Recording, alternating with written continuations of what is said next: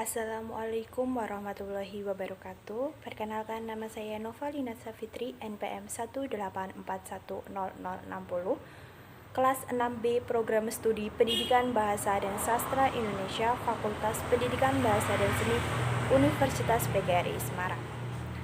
Di sini saya akan mempresentasikan artikel saya yang berjudul Analisis Struktural Naskah Drama Ayahku Pulang karya Usmar Ismail.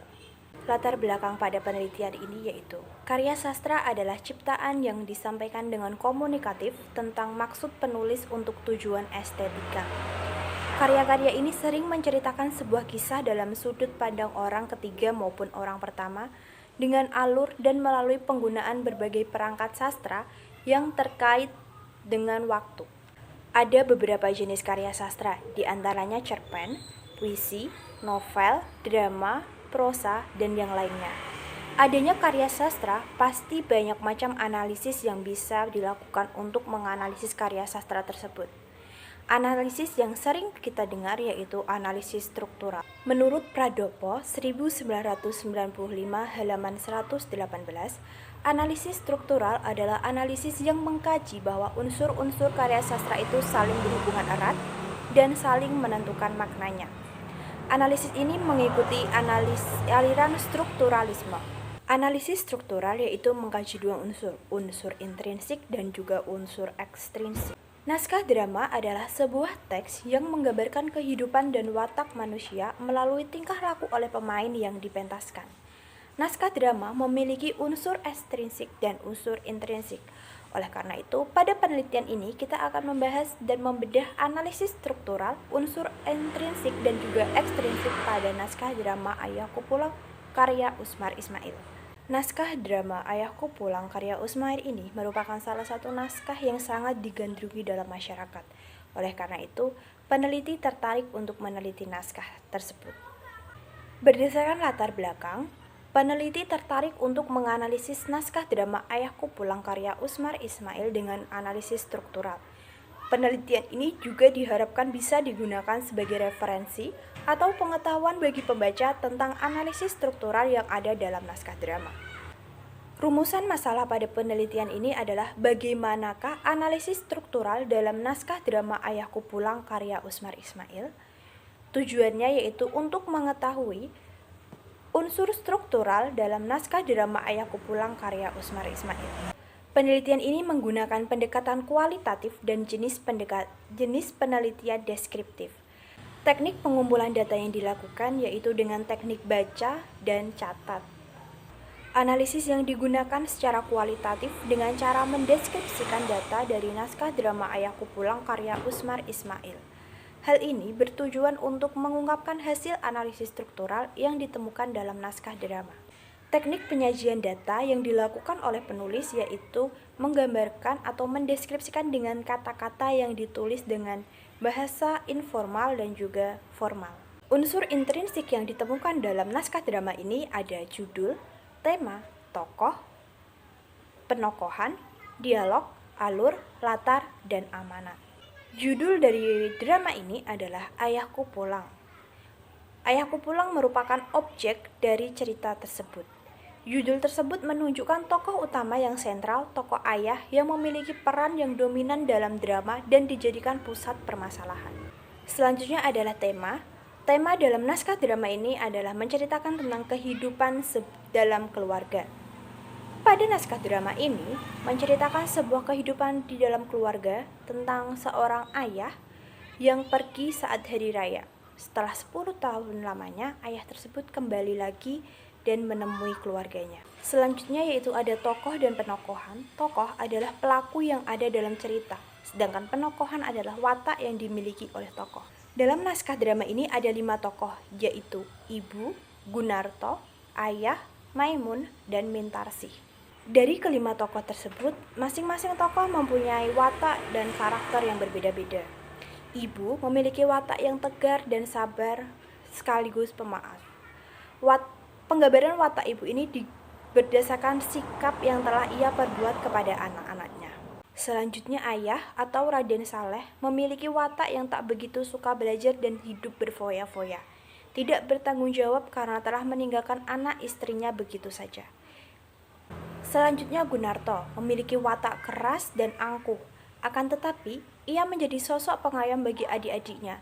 Ia juga pekerja keras yang tak mau menyerah terhadap keadaan yang serba terbatas. Maimun memiliki watak yang cerdas dan energik. Sedangkan Mintarsih merupakan sosok perempuan yang rajin dan periang. Berikutnya ada dialog. Dialog yaitu percakapan yang ada dalam drama. Dalam drama, dialog dibagi dua macam. Yang pertama, dialog harus menunjang gerak dan laku tokohnya. Gerakan dalam sebuah naskah drama yang biasanya dituangkan dalam bentuk tanda kurung.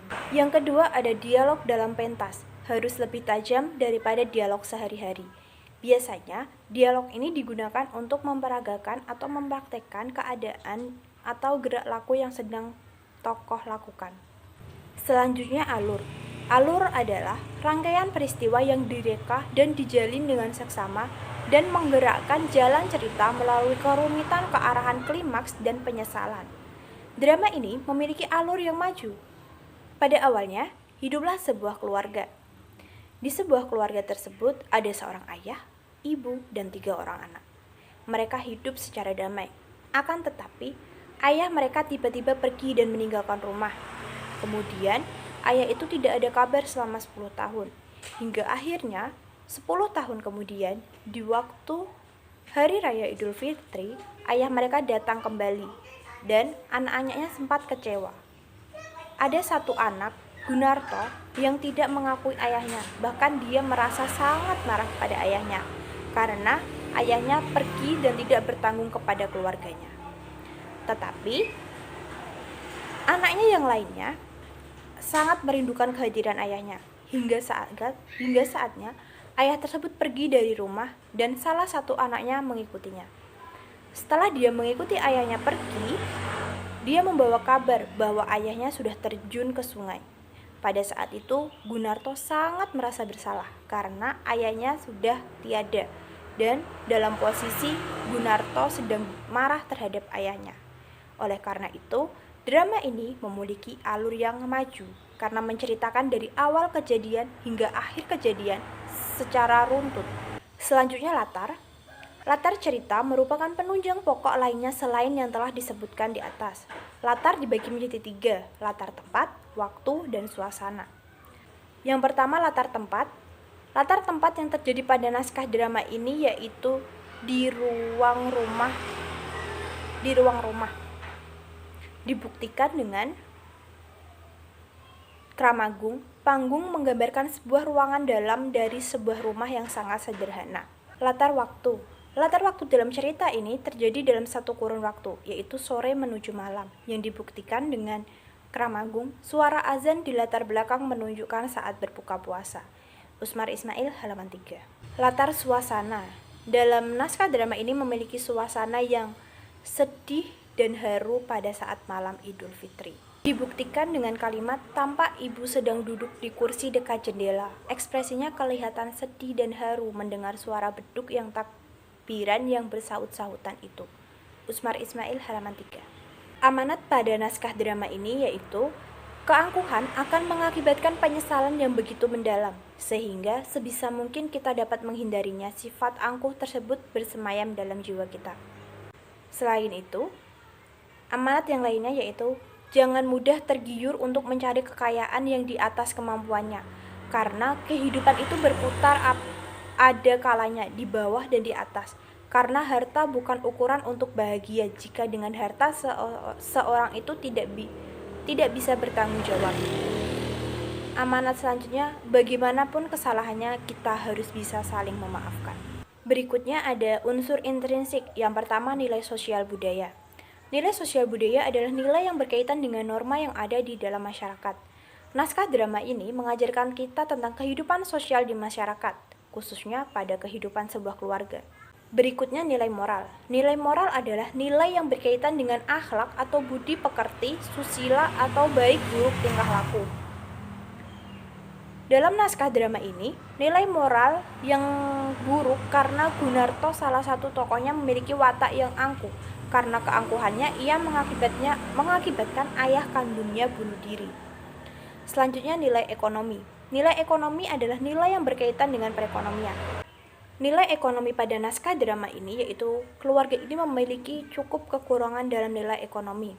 Gunarto, anak sulungnya, harus bekerja keras untuk mencukupi semua kebutuhan keluarga. Selanjutnya biografi pengarang. Usmar Ismail lahir di Bukit Tinggi 20 Maret 1921 dan wafat di Jakarta 2 Januari 1971. Selama hidupnya, beliau sangat berperan aktif dalam bidang seni dan Indonesia. Nama beliau diabadikan sebagai nama pusat perfilman di Jakarta, yakni Pusat Perfilman Haji Usmar Ismail. Beberapa karya beliau dalam bidang sastra adalah Mutiara dari Nusa Laut 1943, Lakon-lakon sedih dan gembira 1950, Mekar Melati 1945. Beliau juga aktif dalam memproduksi film, di antaranya Citra 1950, The Long March 1950, 6 Jam di Yogyakarta 1950, Tiga Darah 1956, dan Liburan Seniman 1965. Selanjutnya yaitu simpulan. Pada penelitian ini kita memperoleh simpulan tentang unsur analisis struktural, yaitu unsur intrinsik yang ada dalam naskah drama Ayahku Pulang karya Usmar Ismail ditemukan judul, tema, tokoh dan penokohan, dialog, alur, latar, amanat, dan unsur intrinsik yang ditemukan ada nilai sosial dan budaya, nilai moral, nilai ekonomi, dan biografi pengarang. Selanjutnya adalah saran. Penyusunan artikel ini penulis tentu masih banyak kekurangan. Penulis berharap pembaca dapat mengambil sesuatu yang positif dan bermanfaat dari pembahasan analisis struktural naskah drama Ayahku Pulang karya Usmar Ismail.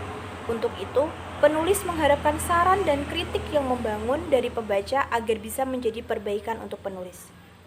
Cukup sekian presentasi dari saya tentang artikel yang berjudul Analisis Struktural pada Naskah Drama Ayahku Pulang karya Usmar Ismail.